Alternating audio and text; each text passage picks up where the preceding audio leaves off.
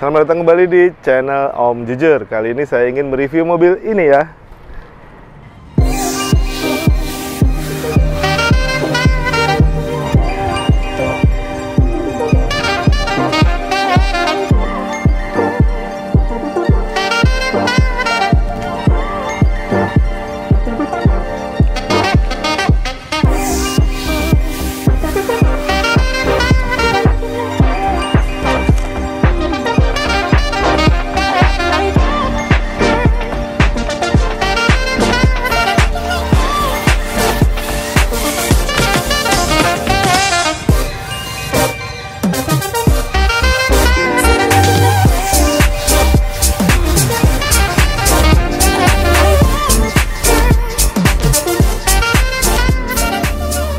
Ini mobil apa? Ini adalah mobil Subaru BRZ tahun 2023.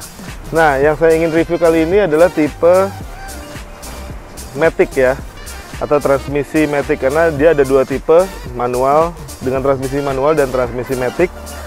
Mesin sama, semua sama, kecuali kalau yang Matic ada EyeSight. Nih, ada kameranya dua ya. Di sini kamera, di situ ada kamera.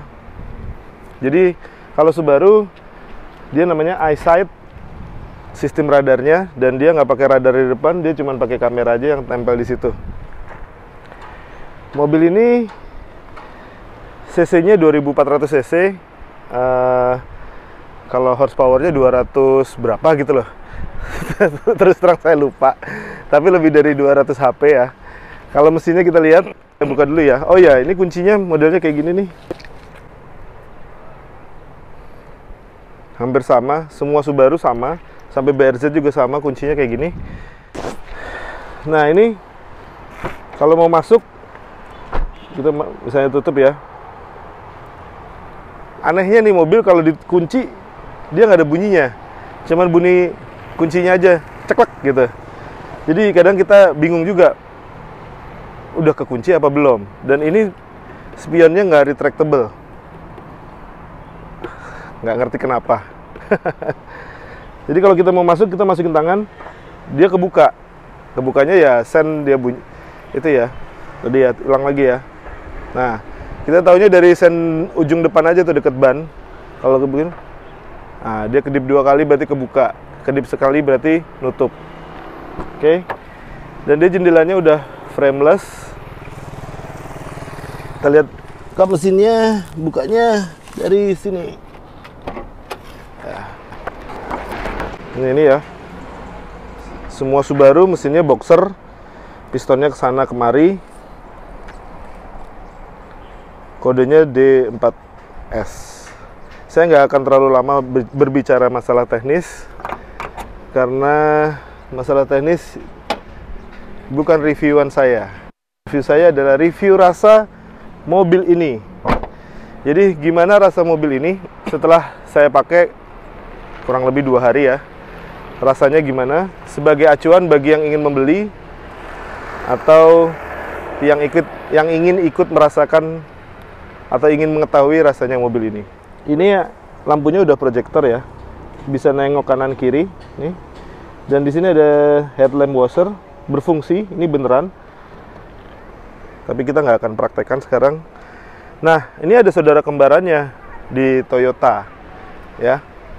Namanya Toyota GR86. Tapi GR86 indennya lama, ini indennya nggak terlalu lama. Nah, kita lihat bodinya tuh manis ya, dan dia masih polos.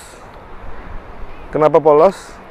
Kalau katanya salesnya dan Jepangnya, itu untuk memberi ruang bagi modifikasi. Oke, kita lihat belakang.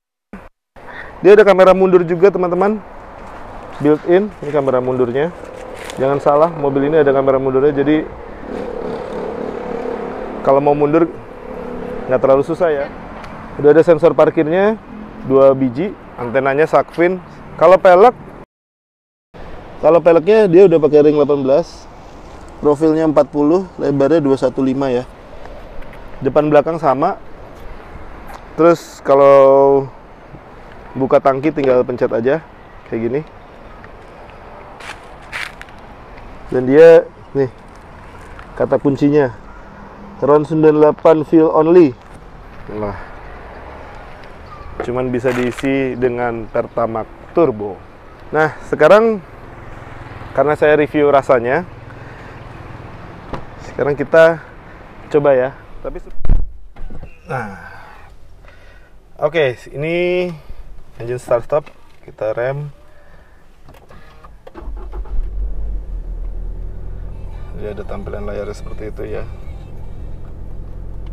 Saya kecilin. AC-nya saya pakai auto. AC-nya komplit ya, guys. Aduh, panas. AC-nya komplit. Dia sampai heater aja ada. Tuh, bisa sampai 30. Dan dia udah dual zone. AC-nya sini beda, sini beda. Terus kita bahas ini dulu. Ini materialnya sweat dan empuk. Di sini empuk, di sini empuk, di sini keras. Kalau joknya juga sweat, perpaduan sweat sama kulit ya, nggak tahu kulit asli atau kulit sintetis. Plafonnya warna hitam. Di sini cuma ada 2 tombol power window dan dua-duanya auto. Ya iyalah ya, pintunya cuma 2. Yang anehnya ini nggak auto retractable, itu anehnya.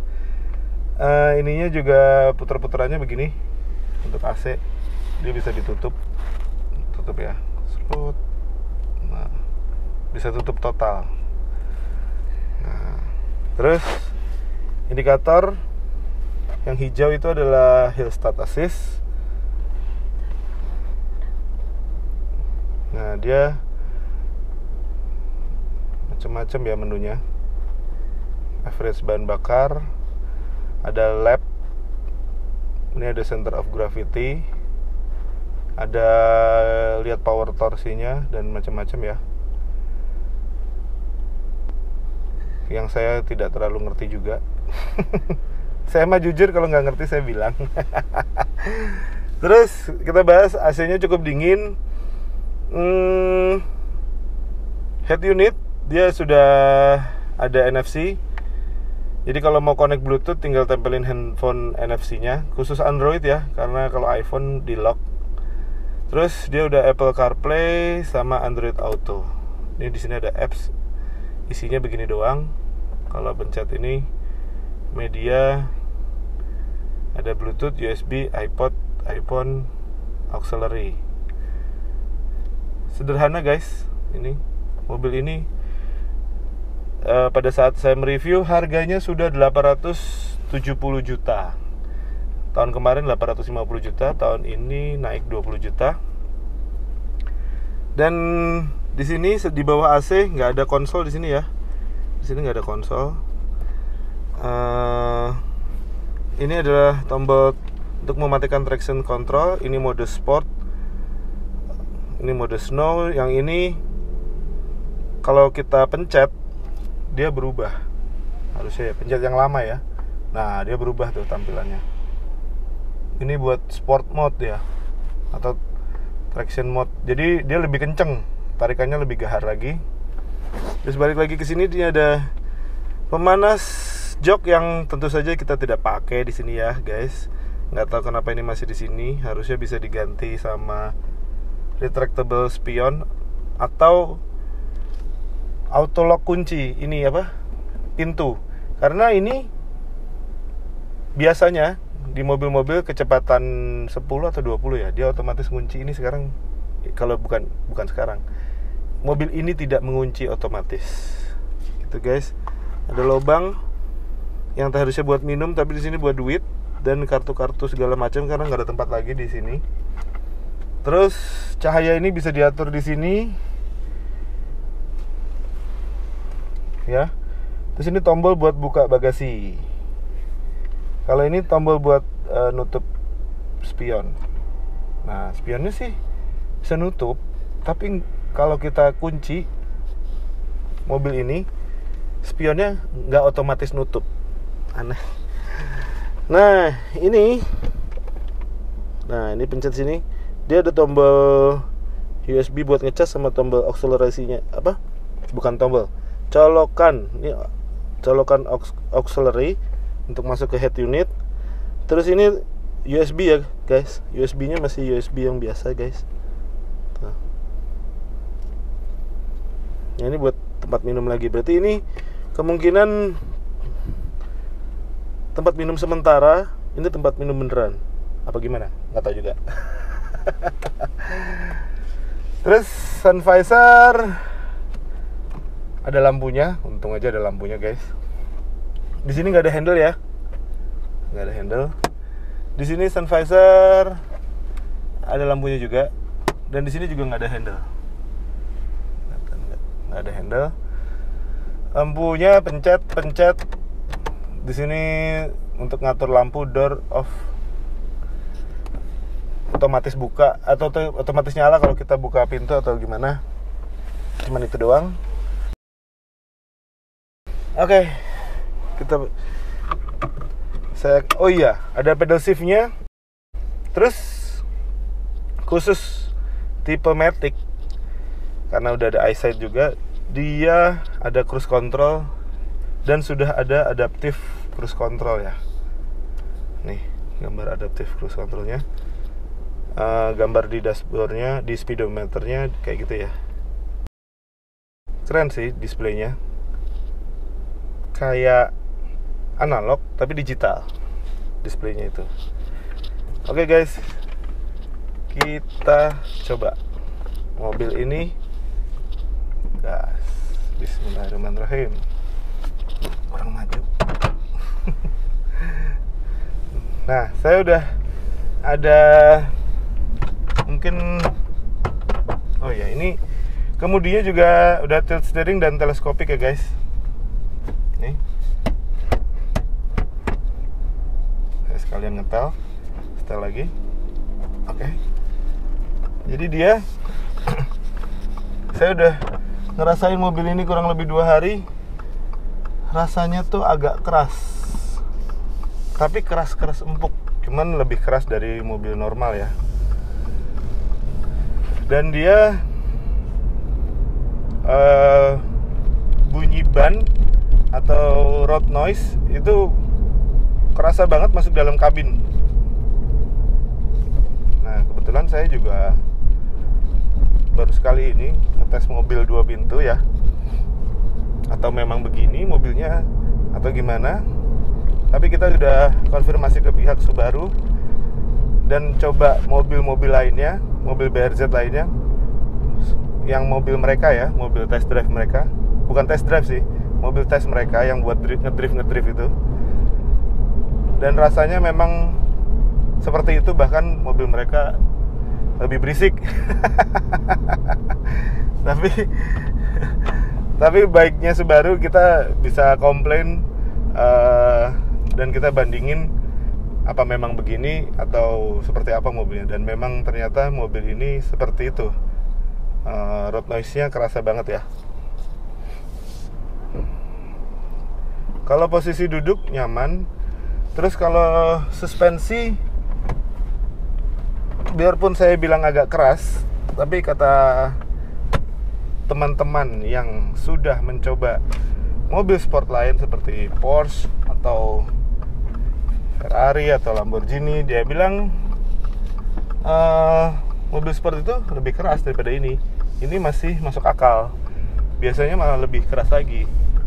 Ya, tapi karena saya tidak biasa pakai mobil sport, ya jadinya saya merasa mobil ini cukup keras ya. Jadi agak goyang. Tapi terus terang sih enak mobilnya. Nah, dengan harga 870 juta, kenapa kok nggak nyaman? Karena Anda membeli mobil ini, atau bagi pemilik mobil ini, Anda itu beli bukan kenyamanan, tapi Anda beli handling dan performance dari mesin ya. Jadi kita beli ini tuh bukan beli kenyamanan. Kenyamanan itu bonusnya. Jadi kita beli mesinnya sama dia handlingnya tuh enak. Dan memang enak. Jadi kenyamanan tuh bonusnya, fitur safety-nya itu bonusnya juga.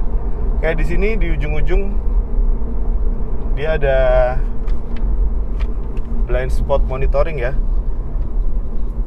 Nah, ini kita sekarang coba di speed trap depan IKEA ya. Kecepatan 60 seperti biasa. Nah, nggak sakit sih guys, nggak terlalu sakit di mana ya. Rasanya sih nggak sakit, nggak keras banget gitu. Jadi biarpun rasanya kayak keras, dia tuh bisa meredam ground jalan dengan baik.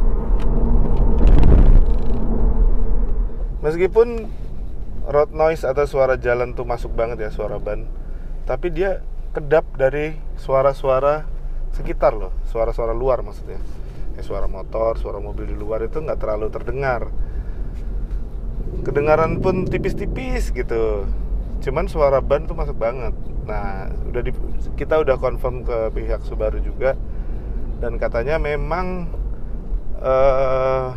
peredam suara di deck mobil ini tuh tipis. Karena mobil ini dirancang untuk balap. Jadi kalau yang punya mau bikin mobil ini untuk membalap, itu gampang sekali mencabut karpet bawahnya ya guys. Nah, untuk mengurangi bobot mobil ini, kayaknya engineer Subaru tidak membekali mobil ini dengan spion tengah yang auto dimming ya. Jadi ini masih manual. Masih manual. Tadi bunyi tadi adalah eyesight-nya, karena ini waktu pengetesan saya nyalakan semua dan volumenya saya besarkan. Itu eyesight-nya mendeteksi ada hambatan di depan, obstacle ya. Obstacle itu hambatan atau rintangan di depan. Jadi ngasih pengemudi itu warning ya, atau peringatan. Jadi karena ini mobil sport atau mobil untuk balapan ya, menurut saya mobil ini tuh nggak terlalu banyak elektroniknya yang harus disetting ya. Jadi dia sederhana sekali. Gimana ya? Kayak head unitnya aja nggak terlalu banyak setting, AC-nya juga terputer. Jadi kita lebih konsen untuk nyetir. Bener-bener mobil ini tuh bergantung pada pengemudinya. Nah, tapi dimudahkan dengan eyesight ini tadi untuk fitur safety-nya ya. Jadi kalau yang seneng nyetir pasti seneng sama mobil ini karena nggak ruwet, settingan macem-macem, settingan ini, settingan itu. Kadang-kadang kan terlalu banyak settingan, pusing juga ya. Kita cuman pengen nyetir, hobi nyetir, ya inilah mobil untuk Anda. Meskipun mobil ini serasa mobil konvensional ya, tapi dia udah memanjakan kita dengan fitur auto headlamp. Kalau wipernya belum auto ya guys. Nah, ini dia lane departure-nya nyala. Kita coba mobil ini di tol, teman-teman. Rasanya seperti apa?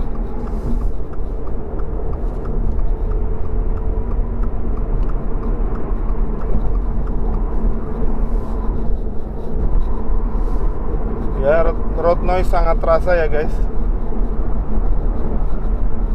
Jadi memang mungkin seperti itulah sensasi mobil sport ya. Jadi kalian kalau ingin membeli mobil sport jangan kaget kalau setelah unitnya datang kok berisik, karena memang mungkin itulah sensasinya.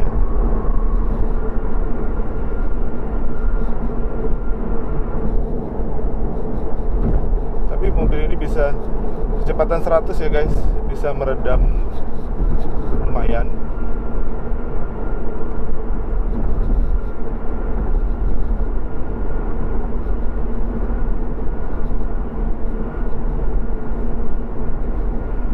Enak sih. enteng, ya pastilah ya, harusnya enteng dia. Dia harus enteng karena dia udah bentuknya mobil sport.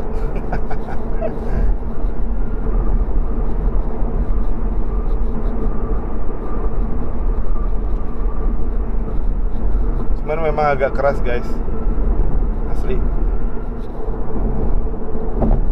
Ini mesti jalan 100 aja nih guys, karena lalu lintas agak padat ya. Nah ini bisa menilai sendiri dari goyangan di video ya. Memang beginilah mobil sport car di jalan tol Indonesia. Harusnya dia dijalaninya nggak di jalan tol tapi di sirkuit. Saya belum nyalain sport mode ya. Jadi itu masih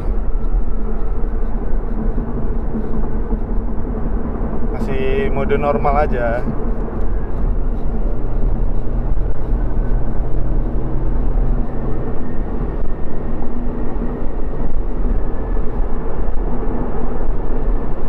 Nah, lucunya saya baru kerasa ini, mobil ini kalau makin kenceng makin enak guys.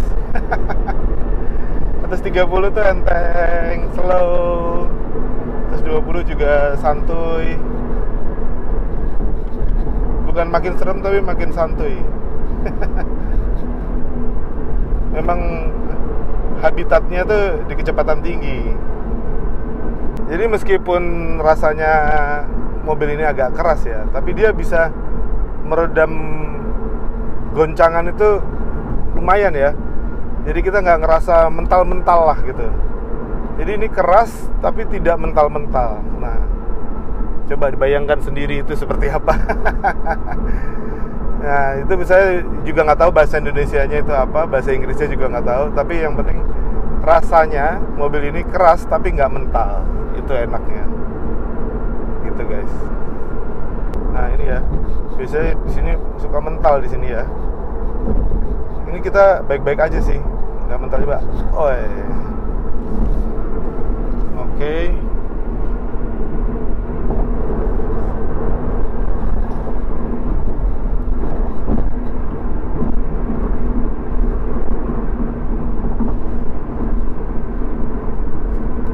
Jadi ini ada sport mode. Nah, kalau sport mode dia kenceng banget ya guys.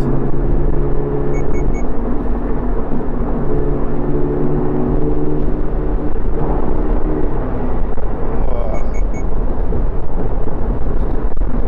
Makin kenceng dia makin enak. Otomatis ya. Namanya juga sports car.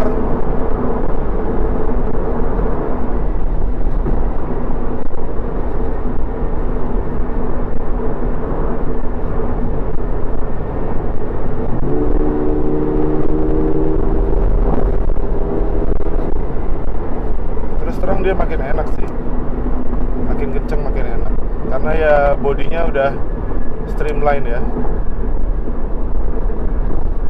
Tapi road noise-nya luar biasa, makin kenceng makin gerisik guys.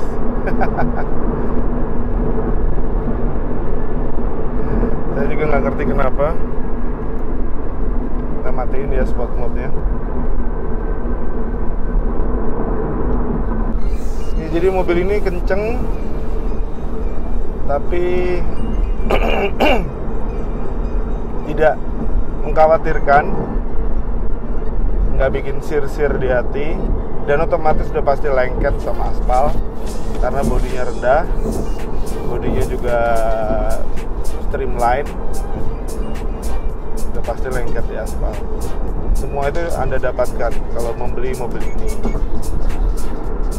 Goncangannya kerasa tapi masih dalam batas toleransi, nggak bikin kita mental-mental ya, masih oke, masih nyaman. Nah, oh iya, waktu awal dia remnya kayak agak gimana ya, remnya kayak agak nyelonong waktu pertama kali saya coba mobil ini. remnya kayak agak nyelonong. Ternyata setelah beberapa saat atau beberapa lama saya udah rem gas, baru dia agak pakem. Mungkin dia butuh burnout atau gimana ya, saya nggak ngerti juga nih. Tapi awalnya remnya tidak terlalu pakem, sekarang sih udah normal ya. Mungkin butuh pemanasan. Kalau pertama kali naik mobil seperti ini ya, yang 2 pintu ini, om jujur terus terang kemarin butuh waktu beberapa saat untuk menyesuaikan diri, karena semuanya beda ya, angle-nya beda, sudut pandangnya beda, rasanya beda, posisi berkendaranya beda semua. Ya, tadi kita udah coba di tol dan memang enak banget ya. Jadi kesimpulannya mobil ini tuh memang dia diciptakan untuk kecepatan tinggi. Memang habitatnya itu kecepatan tinggi. Jadi kalau kalian punya mobil seperti ini, makainya nggak kenceng, nggak dapet apa ya, nggak dapet rasa yang kalian bayarkan untuk mobil ini. Jadi memang harus dipakai buat kenceng. Tapi kalau tergantung tujuannya sih ya. Kalau tujuannya untuk mejeng bisa juga, karena bentuknya tuh cantik gitu. Buat mejeng gitu. Tapi di kecepatan tinggi terus terang dia lebih enak daripada di kecepatan rendah.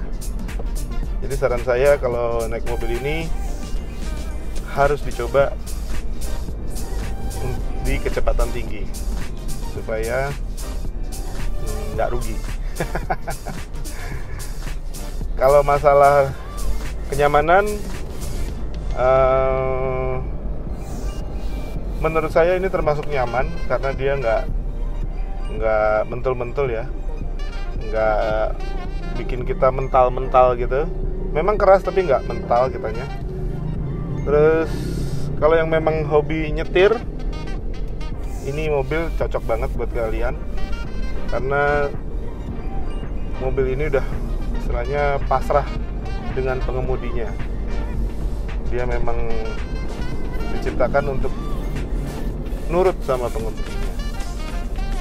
Oke, gitu aja episode kali ini di channel Om Jujur. Sampai ketemu di episode berikutnya.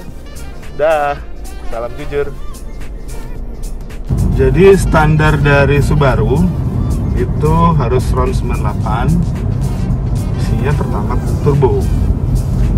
Tapi tadi saya barusan coba isi pakai BP Ultimate ya, Ultimate yang tertulisnya sih RON 95 ya.